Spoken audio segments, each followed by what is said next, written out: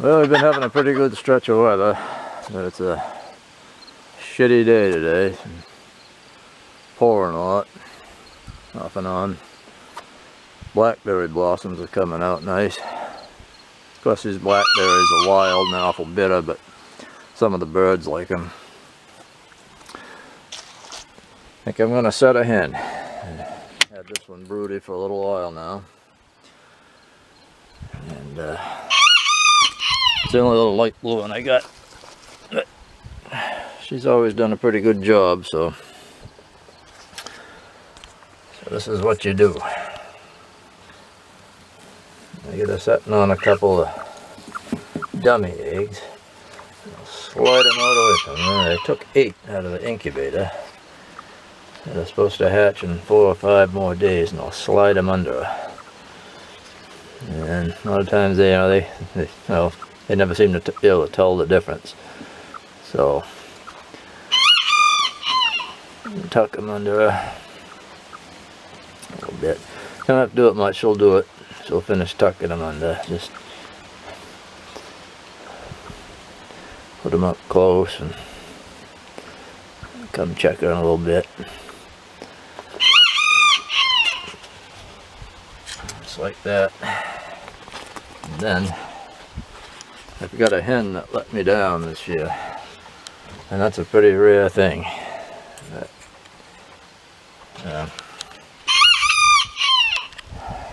She didn't hatch as many of the eggs as she should have. Had a couple in there, 3 that didn't hatch. They made it all the way to pit, but she keeps. I had to take the chicks. I had to take her off the chicks. She was in the shed. I took the chicks. There were 5 left. I put them in the brooder, and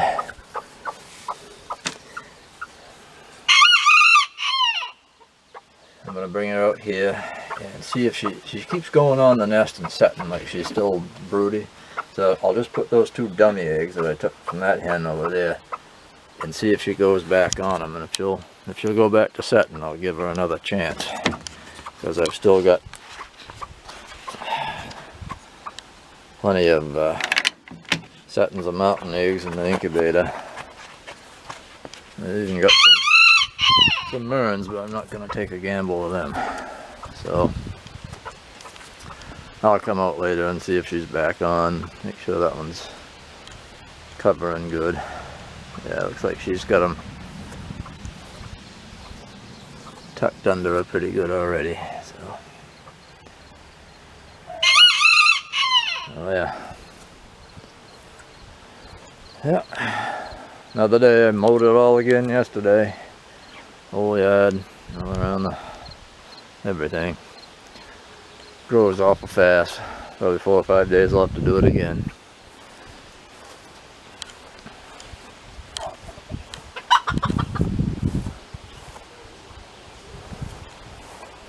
Mountains are winding it up. I got two eggs this morning.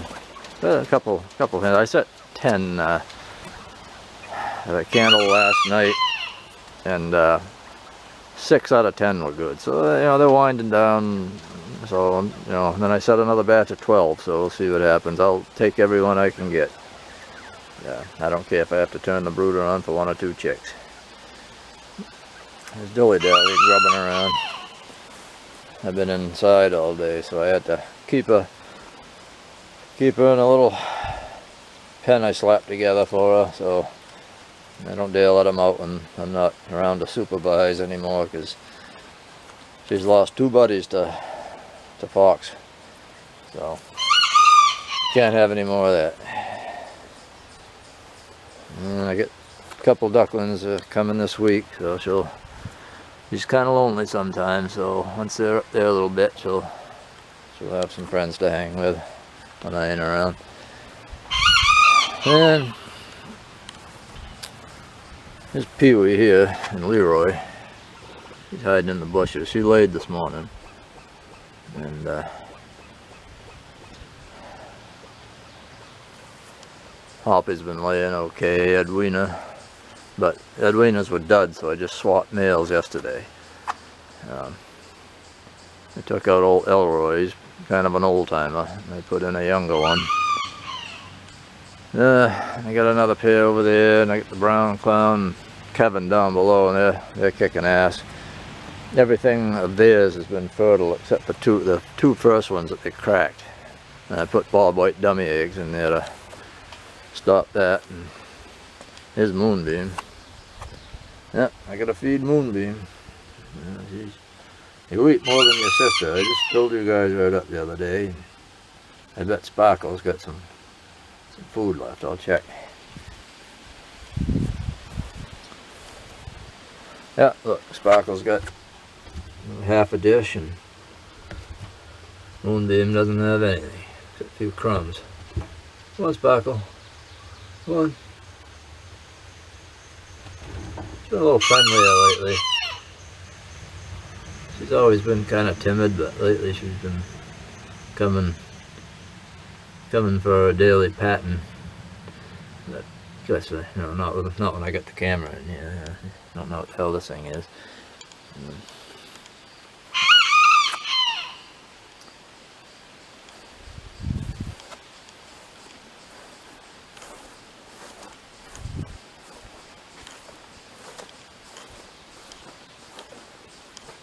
That goddamn skiff of mine. It, you know, had quite a baking warm spell of sunny days, and it opened those bottom boards right up. And, geez, I've been soaking it up for close to a week, and there's still 4 boards weeping. I've never had such a hard time, and I've had those boards opened up quite a bit just like that before, years past, and you know, it didn't take quite this long to swell. I might have to take some seam compound to it. I'm going to give it another night, and you know, if it's just dripping a little bit, I'll know it's pretty good. I'll put it in the water, but you know, I wanted to launch this thing a few days ago. I put the pine sawdust to it, magic dust. Usually, you know, that'll suck right into the seams, and it has in places, like right here. And you stir it up, and you know, whatever's leaking, it'll draw it down in. That usually helps swell it, but not really taking like I want. So I might have to get the seam compound. And I've got 2 brooders going in there. That one that I took the mountain chicks away from the mother. And yeah, she was awful rough with them, because she was a good hen for the last couple of years. You know, hatched every egg, almost every egg, and really was good with the chicks and raised them all up. And this year all she wanted to do was get off the nest and scratch around, because she'd step on the chicks and kick them around, knock their feeder. You know, they usually do scratch the waterers and feeders full of shavings. You gotta put up with that. You know, you gotta babysit the hens. But this one was unbelievable. Every time I'd turn around, I had to clear out of water and blow out a feeder, and so, and I lost a chick here, and I lost a chick there, and I see, you know, she wasn't covering them good.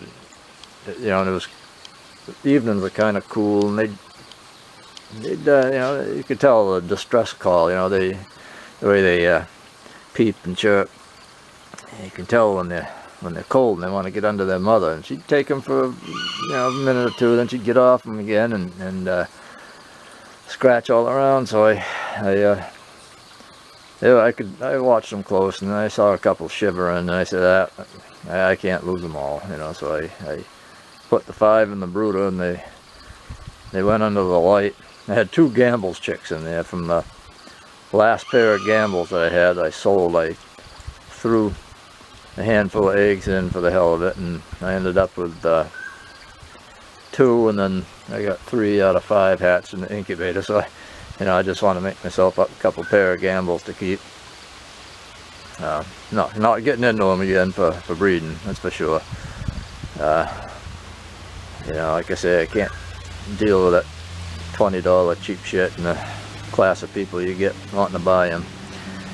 So, but I like Gambles. I like them, I think, best of all out of the Valleys and Blue Scales. They're the most colorful, and you can get them pretty tame. They're a flighty bird, but most of the time you can get them pretty tame. But so I put those 5 mountain chicks into those 2 Gambles chicks, and they're getting along great. And where the mountains are about 4 days old when I put them in, I trim their beaks, because once you take them away from their mother, you know, or you hatch them and then just put them in a brooder, that's when you get a beak trim every week on those mountains. You know, I've never had them peck toes under a mother hen before, you know, being raised by a bantam, but a friend of mine has. And all my setters have always been good mothers except for this year. I've got 3 that hatch chicks. 2 of them are doing pretty good. Could have done a little better. That one I had to take them away, of course, and I've got 2 more that should hatch tonight. Everything's been running a little late this year in the incubator and under bantams. It doesn't matter. Everything seems to be hatching later than it should, but as long as they hatch, I don't care that much. So yeah, but I've had you know, some friends of mine have them as good setters but not good mothers. You know, they'll take the chicks and grab them, pick them up and throw them, and attack them, kill them. So you know, I never had one like that, luckily. But if I do, you know, I'll never keep them for a setter. I'll put a band on them and just keep them as a free range bird for the hell of it, and that's it. But yeah, the old Tennessee Reds whistling. I got a flock of 7 there. There's 4 hens. I'm getting 4 eggs a day, so I know there's 4 hens in there, and I like them. I like to hear them calling. I get a few regular bobs up back. I like the whistling, all the different calls they make. That's the only reason I keep that cheap stuff.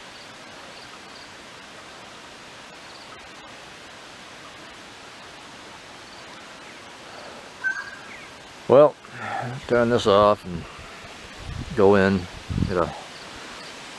Take a day like this, catch up on inside stuff, straightening up the house a bit, paying bills. Yeah. Straight out the garage, go out and work out tonight. Slacking on that lately. So much work to do on lobster gear, but no, back at it.